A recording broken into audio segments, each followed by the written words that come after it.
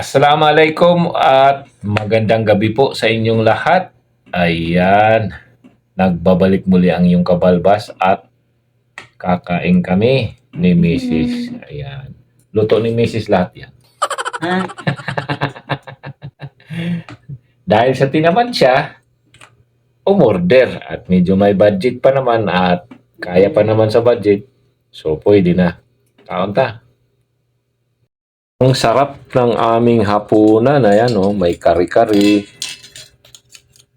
at mayroong pansit spirit, at mayroong pang spirits. fried na spiribs ng baka yan. At syempre, andyan yung vitamins. Pwede wala. Hindi pwedeng wala. Ayan. That's good. Bismillah. Kain na tayo. Syempre, tikman natin itong kare-kare na in-order ni Mrs. Luto pala ni Mrs. Charles. Ours.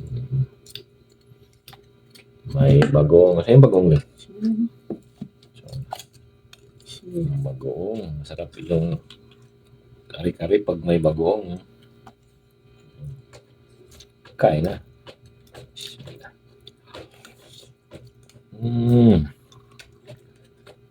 Lami kayo. Ilan? Dapat.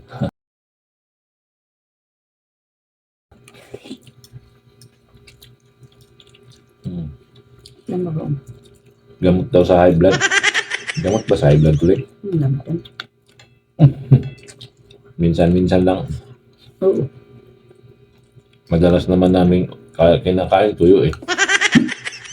Hindi, itong tulingan.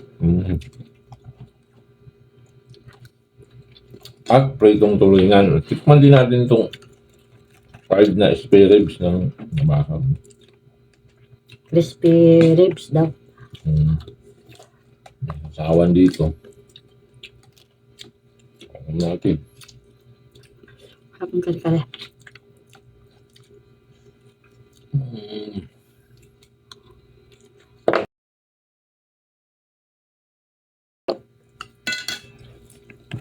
Hap.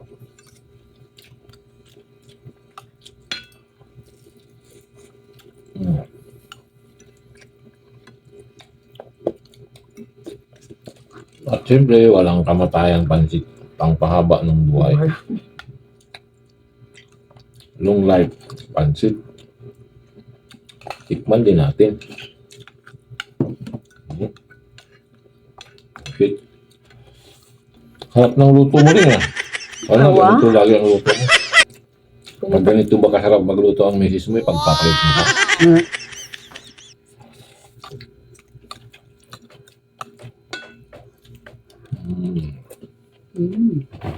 Kaya na naman yung diet ko nito. Minsan makakain din tayo masarap. Wow, nagtrabaho tayo. Sarap.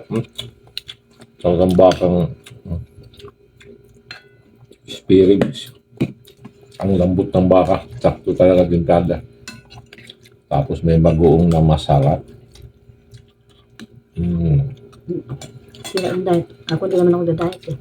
Kalimutan na natin yung diet. Wala akong diet. I'm sure natatakam na kayo dyan. Kaya hanggang dito na lang muna ako. Thank you for watching. Please follow my Facebook. Salam. See you sa next vlog ko mga kabalbas.